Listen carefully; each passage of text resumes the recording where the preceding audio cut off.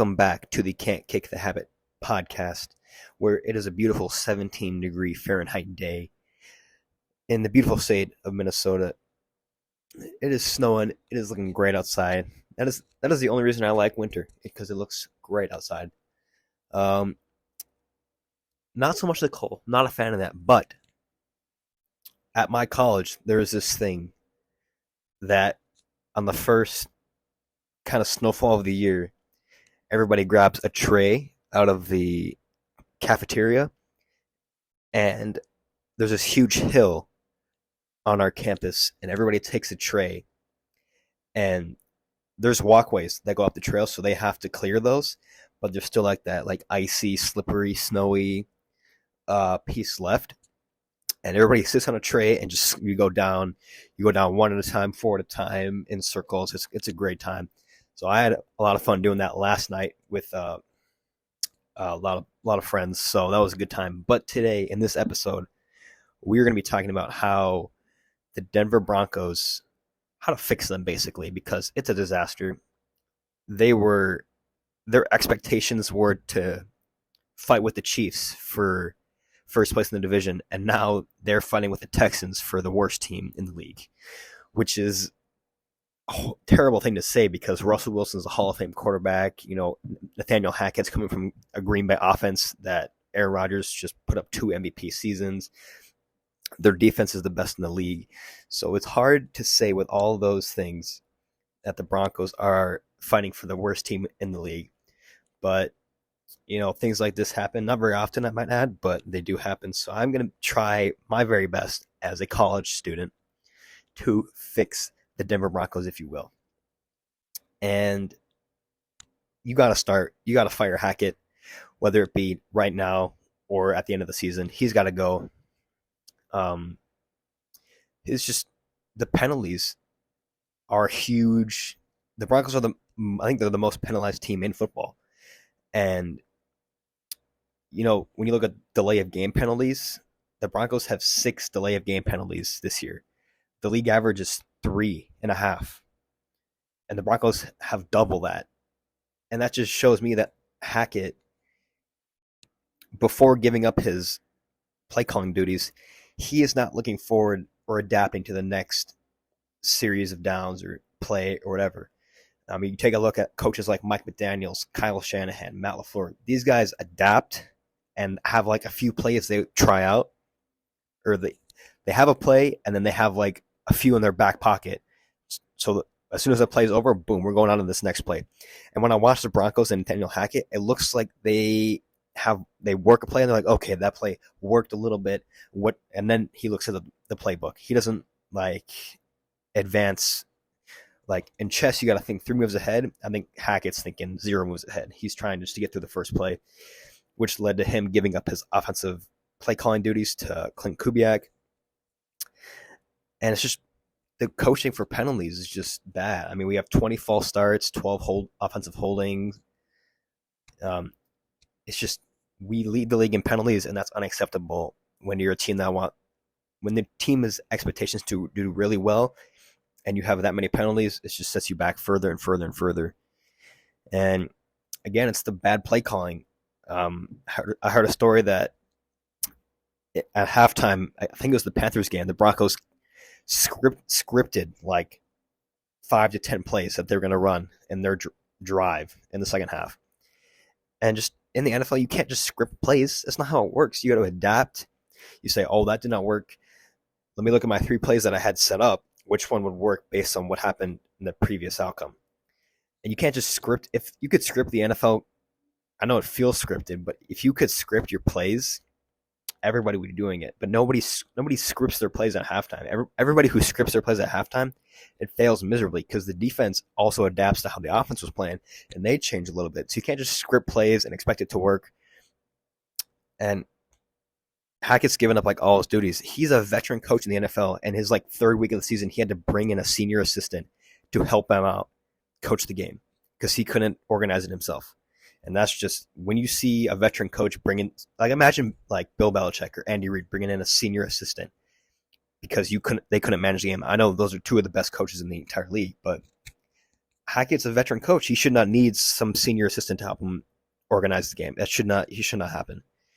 And then we the Broncos brought him in for his offensive genius, his offensive mind, to lead Russell Wilson and these young players and this young offense to score points.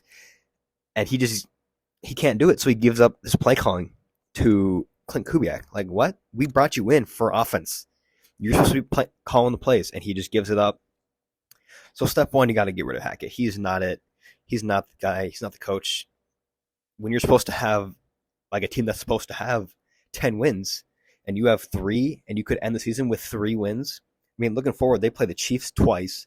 They play the Chargers again. Their only options for winnable games that they have are the Cardinals and the Rams, which, based on losing to the Panthers, the Broncos could end up 3-14 and get a top 5 pick. But psych, we traded that to the Seahawks. So the Seahawks are looking like geniuses. The Broncos are looking like idiots, complete fools. Step one, got to get rid of Hackett. This just got to happen. And step 2, I know it's going to suck, but it's not going to suck. But people are saying, oh, cut Russell Wilson. There's a way, sort of, like in the summer of 2023, we could get rid of Wilson. We'd lose like $50 million or something. But, I mean, you got to look at the future. We don't have a pick next year. Flat out in like the first 3 rounds. We don't have one. And we're not going to get the chances of us getting a stud quarterback beyond the 3rd round is just impossible. I mean, that's once in a blue moon. Like, Tom Brady's like the only story of a quarterback beyond the 3rd round that's done anything of note.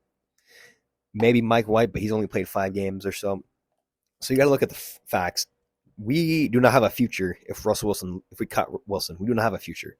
We're back to square one where we were last year. We're without a quarterback, a stud defense, and a bad head coach. So we can't just get rid of him. Also, we owe him. We put him on a contract for 5 years. Why did we do that? Because the coaches and the Broncos front office believe in Wilson to lead them to Super Bowls. I mean, this is a Hall of Fame level quarterback. You can't just give up on him in 1 year. I know there's an option to, but where does that leave us with whoever our backup is? I mean, you can't just give up on a Hall of Fame quarterback like that. I'm gonna look at the quarterback depth chart. Let's see. That's Russell Wilson and then Brett Rippon. I mean, the guy I think he played 2 games last year and was okay. I mean, we don't have anybody else. And it's not like Lamar Jackson's a free agent next year, but he's going to probably stay in Baltimore. And Tom Brady's a free agent. He's not going to come to Denver with this miserable team. So there's no free agents next year. We don't have any picks next year. We don't have a backup. We don't have like a first round pick from like a year ago that like sat the bench and is like sitting behind Wilson. We don't have anybody. And also, I kind of believe Russell Wilson in saying he's going to turn this team around. I know some people don't believe him, but we got to give him a little bit of hope. Because if you don't have any hope, what have you got? You got nothing. And I think when you got to keep him, but you also have to get him comfortable in the situation. He looks so uncomfortable back there behind the pocket. So this offseason, whatever you got to do to get him comfortable with the team, because everybody's at his throat right now. You got to get him comfortable. And the way you do that, besides like, I should say, not so much this offseason, but they got to start winning games because Russell Wilson's a weird guy. I mean, it's just the facts. He does weird things. He has this weird way about him. But nobody will care if you start winning games. So if he starts winning games, especially towards the end of the season, they got to start winning. I think what do they got? 5 or so games up. If they win, if they like beat the Chargers, if they got to win the Cardinals-Rams game, they have to. And if they beat like the Chargers and keep with the Chiefs, people say, "Oh, okay, Russell Wilson might have something. He might be doing something of note." And that's how you get Russell Wilson comfortable. You start winning games. The pressure kind of relieves off of him. It goes to, okay, now how do we fix this next year? So that's how you get Russell Wilson comfortable. You start winning a few games. You got to win a few games. I know it might not happen, but if they want him to be comfortable throughout the offseason so he can work on his game and not worry about the press or the players being at his throats or fans being angry with him, you got to start winning a few games. But like I said, if we start winning, nobody cares about all this weird crap he's doing. Nobody cared in Seattle all the weird crap he did because they won the Super Bowl and they won all these games. And nobody cared that he was a weirdo because they won games. And this is not really, you can't fix it right now, but there's just so many injuries on this team. I mean, both our starting left tackles are gone. Garrett Bowles, our all-pro left tackle, he broke his leg earlier this season, so he's out. Jerry Jeudy can't stay healthy. Our center's gone. Javonte Williams, our starting running back, he's out. Randy Gregory on defense, he's gone with an injury. And like all these guys that are out for the season, there's also been plenty of injuries that are like 1 to 2 games. Like Justin Simmons was out for a few games. There were wide receivers that were out for a few games. So there's just so many injuries on this team that just makes us look worse than what we really are. And when you're looking for leaders on a team that's this bad, I mean, everybody forgets about Tim Patrick. This guy was a leader on the team last year. And then he tears his ACL at the beginning of the season, or before the season starts. You lose a leader right there. And once you start losing leaders, it's like, who do I look up to lead us? Because Russell Wilson sure ain't doing it. Cortland Sutton isn't doing it. He's dropping everything. When you look for leaders on a team, a lot of our leaders are injured and can't play. So everybody forgets about Tim Patrick on the offense. That guy was a leader on the team, but he was out for the season. You look for leaders on defense like Randy Gregory and Justin Simmons, who are missing time. They're leaders. This team is so young, and since Russell Wilson is not playing to his potential, you got to look for other guys on the team that could step up. But all those guys right now are injured and can't play. So just for a little peace of mind for Broncos fans, a lot of this team is injured. And when you're looking forward to next season, is when we start getting those players back and we start getting healthy and we can start playing a little bit better. So that's one thing that you can't necessarily fix immediately. You can't just get rid of a coach or bench a player. That's something that's going to take time. And that's just something that the Broncos are struggling with right now, is just staying healthy.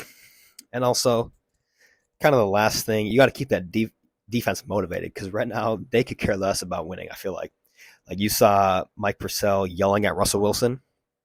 Ejiro Evero is doing an incredible job this season, and he's got to keep that defense hungry, keep them motivated, keep them aggressive, and like saying like stuff like, "Hey, we're not gonna do anything this year, but like make them look forward to the future." Because I mean, you saw it with the Dolphins like 2 or 3 years ago, where they were so awful that even like average players wanted out. Like all these players just wanted to leave Miami, get out, because the team is so awful.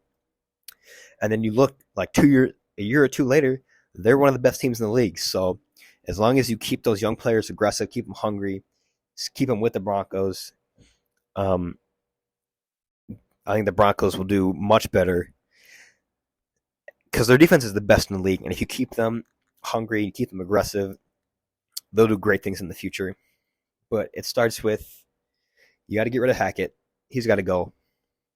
You got to comfort Wilson by winning games at the end of this season. You got to get everybody healthy. You got to keep that defense hungry. And I think next year, if all these things go to plan, they should be able to pull together. Anyways, that's just my opinion. If you guys got any thoughts or opinions in the comments, let me know. Or let me know in the comments. But this has just been a very sad and abysmal year as a Broncos fan. It's so boring to watch them. Like, I stopped watching the Panthers game last week at the almost once they scored 7 points and scored a touchdown in the fourth quarter, which is incredible. But I stopped watching before that, so I didn't even see it because I was so upset that they scored 3 points against. It's just awful. But let me know your thoughts in the comments. Subscribe to me on YouTube. Follow me on Instagram, Twitter, all that jazz. Uh, and I'll see you guys tomorrow, hopefully. I'll get my picks in. I'll post that hopefully tomorrow morning. But yeah, let me know what content you want to see going down. But this has been how to fix the Denver Broncos in the most abysmal trash year an NFL team could ever imagine. It's just been awful. So I'll see you guys later. Peace out.